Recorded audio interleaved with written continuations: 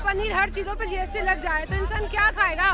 Ambani, Adani, BJP, बस तीनों के पास पैसा और किसी के पास पैसा नहीं है। आज आपको महिलाओं का दर्द नहीं दिख रहा? वही चीज हो रही है, महंगाई डबल हो गया, अब आप बिल्कुल गायब हो गए, अब उनको ढूंढ रहे हैं। एज ए महिला मैं स्मृति ईरानी को ढूंढ रही हूँ कि आप कहाँ हो।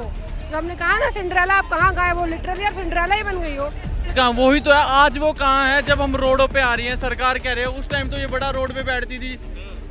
आज वो कहाँ है जब सिलेंडर 1000 के, तो मैं भी बोल दूंगा 47 का इंतजार मत कीजिए, अभी फिलहाल बात कीजिए कि साल 1.5 साल में कहीं ये भारत देश श्रीलंका ना बन जाए। ना हिंदू खतरे में है, ना मुसलमान खतरे में हैं। फिलहाल देश की अर्थव्यवस्था और ये देश खतरे में है और जनता कहीं लंका की तरह आपके घर पर, आपके आवास पर, प्रधानमंत्री राष्ट्रपति आवास पर कहीं घेराव करती हुई नजर ना आए। ये कांग्रेस जो है आज सड़कों पर है तख्ती और बैनर के साथ।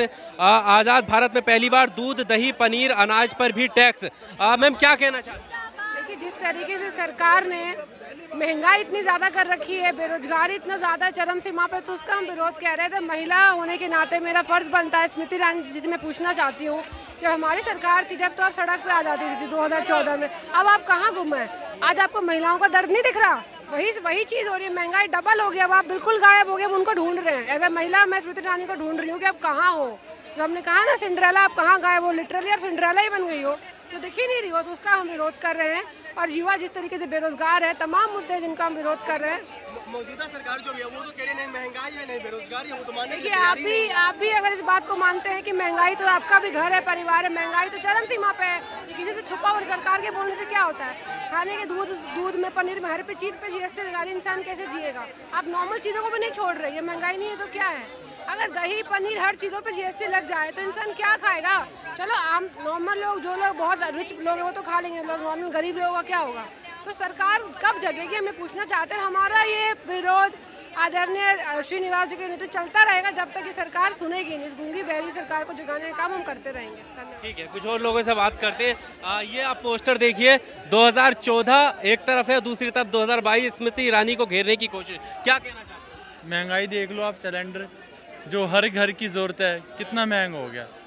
पेट्रोल के दाम देख लो, अब डॉलर देख लो, तो कहाँ से सरकार आज कहाँ है स्मृति ईरानी? आज कहाँ, वही तो है, आज वो कहाँ है जब हम रोडों पे आ रही हैं, सरकार कह रहे हो उस टाइम तो ये बड़ा रोड पे बैठती थी।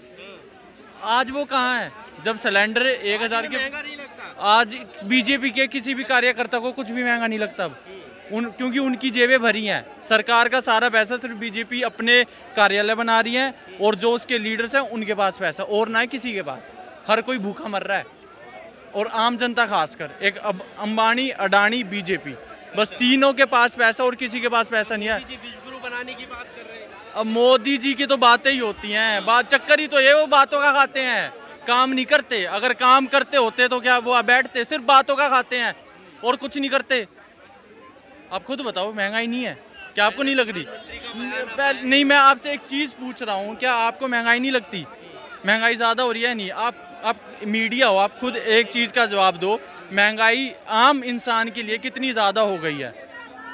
पर हिंदू भी तो खतरे में है। अरे अब एक बात बताओ, अब अगर मैं भी अब टीका लगा के आपकी जेब लूट लूँ, मतलब मैं अच्छा, आप कैसी बात कर रहे हो? हिंदू कहाँ खतरे? मतलब देश आज़ाद, सुनो, देश आज़ाद होने के बाद मेरे हिसाब से हिंदू तो मतलब रहते ही नहीं। फिर सर बीजेपी अभी तो आई है, क्या उससे पहले हिंदू नहीं था?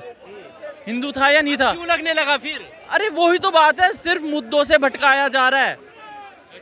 गलत बयानबाजी करके मुद्दों से भटकाया जा रहा है, वरना देश में जो जरूरी काम है वो नहीं हो रहे। 2047 तक इस्लामिक राष्ट्र बना देंगे, आप महंगाई के पीछे पड़े। अरे बोलने से अगर होता हो तो मैं भी बोल दूंगा।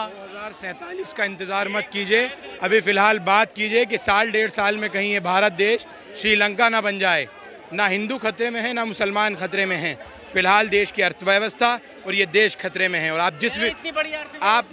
आप जिस विश्व गुरु देश को बनने की बात भारतीय जनता पार्टी कर रही है, अभी बना क्या विश्व गुरु? खाड़ी के देशों में आपने देखा किस तरह से डंका बजा वहाँ डस्टबिन पे देश के प्रधानमंत्री। कि हमें शर्म है इस बात की, हमें अफसोस है कि आपकी हरकत से प्रधानमंत्री की फ़ोटो वहाँ के डस्टबिनों पे खाड़ी के देशों पे लगी। क्या यही देश में डंका बज रहा है? क्या यही विश्व गुरु बनने की आपने जो सपना दिखाया था यही है वो? आपने अनाज पर आप लगान वसूलने का काम कर रहे हैं। पहले अंग्रेज़ों ने लगान वसूला था और आज ये बीजेपी अब टैक्स वसूलेगी अनाज पे, किसान के अनाज पे। जो अनाज 5 किलो अभी तक आप फ्री दे रहे थे, अब आप उस पर 5% GST वसूलेंगे। दही दूध पे GST वसूलेंगे। एक किसान अपनी डेयरी से दूध निकाल कर उसको बेचता है, आप उस पर GST वसूलने जा रहे हैं। कहाँ का ये न्याय है? जनता को क्यों आप इतना दबाने की कोशिश कर रहे हैं? ये जनता कहीं लंका की तरह आपके घर पर, आपके आवास पर, प्रधानमंत्री राष्ट्रपति आवास पर कहीं घेराव करती हुई नज़र ना आए। ये वक्त का आप इसका इंतज़ार मत कीजिए। ये आप सिर्फ देश को, अर्थव्यवस्था को भी, देश को भी ढकोसलेबाजी में धकेलने का काम कर रही है ये सरकार। इतनी बड़ी अर्थव्यवस्था, श्रीलंका वाला हाल कैसे हो जाएगा? डराने का प्रयास किया जा रहा है। अब देखिए ना, अर्थव्यवस्था पहुंच कहाँ गई है? खत्म होने को है देश की अर्थव्यवस्था। बेरोजगारी आप देखिए कितनी हो गई है। 2 करोड़ रोजगार की बात करने वाले आप लोग अग्निवीर जैसी स्कीम लेकर आ रहे हैं। 4 साल के लिए ठेकेदारी पर आप लेकर आ रहे हैं। जवानों को ये भला कौन ले लेगा? जो पिछले 6-7 सालों से, जो 11वीं 12वीं कक्षा में, 8वीं कक्षा से ये रख रहा था युवा कि मैं भारत की आर्मी में, भारत के लिए, अपनी भारत माता के लिए, इस मातृभूमि के लिए अपने प्राणों की आहुति तक देने के लिए तैयार हूँ, 20 साल देश की सेवा करूँगा। लेकिन आप उसको ठेकेदारी पे सिर्फ 4 साल रख के उसको कह रहे हैं कि हमारी मर्जी होगी तो हम लेंगे, नहीं तो नहीं लेंगे। कुछ पे आरक्षण रख दिया। ये कहाँ का न्याय है? ये बेरोजगारी है। महंगाई, अगर आप महंगाई की बात करेंगे, कांग्रेस के सरकार में 400 रुपये जो सिलेंडर मिल रहा था, आज वो 250% से ज़्यादा का उसका रेट हो चुका है, 1053 रुपये का। और वही कमर्शियल सिलेंडर 2031 रुपये का मिल रहा है। ये न्याय है? ये विश्वगुरु बनने जा रहा है? ये जनता को सहूलत देने जा रहा है? आप सिर्फ धर्म के नाम पर लोगों को लड़ाइए मत, नहीं तो एक दिन आप खुद इसका खामियाजा भुगतेंगे। ये आप भी जानते हैं कि जो श्रीलंका में हुआ है, अब ये सरकार को डर सताने लगा है कि जो श्रीलंका में हुआ है कहीं मेरे साथ ना होने लग जाए। तो इस सरकार को सिर्फ और सिर्फ अब सोचना चाहिए और इन ज़मीनी मुद्दों पर आकर, महंगाई, बेरोजगारी, अर्थव्यवस्था, इन मुद्दों पर आकर सरकार को जो है वो फैसले लेने होंगे। आप देखिए कि नेताओं के, जो जनता के प्रतिनिधि हैं, उनके अधिकार छीने जा रहे हैं। संसद से कुछ शब्दों को हटा दिया गया है, शब्द प्रणाली से, और महात्मा गांधी जी की न्याय, बापू की मूर्ति से न्याय प्रणाली जहां से प्रदर्शन किया करते हैं, तमाम सांसद आवाज़ उठाया करते हैं, वहां से जो है वो कहा जा रहा है कि अब आप यहाँ प्रदर्शन नहीं कर सकते। आज हमारे नेता माननीय राहुल गांधी जी ने संसद में आवाज़ उठाई है और यूथ कांग्रेस साहब किस तरह से, देखिए, पुलिस का अत्याचार है। पुलिस की तस्वीरें देख सकते हैं किस तरह से यहाँ पर रोकने की कोशिश बैरिकेटिंग के जरिए, और महंगाई एक बड़ा मुद्दा यहाँ पर कांग्रेस लगातार आवाज़ उठाती रही है। 2014 से पहले का स्मृति ईरानी का वो पोस्टर यहाँ पर लेकर महिलाएं आई हैं, और अब जब 2022 में सिलेंडर के दाम बढ़ गए हैं तब स्मृति ईरानी नज़र नहीं आती हैं, और वो पोस्टर भी यहाँ पर देख रहे हैं। ये तस्वीरें आप देख सकते हैं महंगाई को लेकर।